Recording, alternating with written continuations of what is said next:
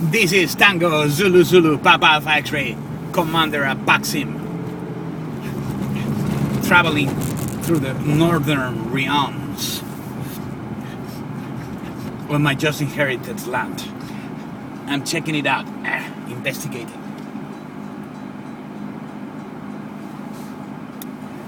And here, in front of us,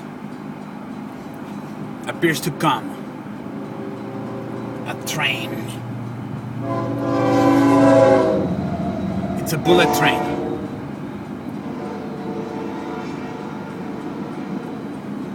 It's an empty train, carried with imaginary packages coming from China. We're sending them invisible material to build invisible aircraft, an invisible army. See for yourself the invisible train, filled with invisible material, an invisible load. And that's what we send to China. Trains filled with invisibility, which might mean invincibility.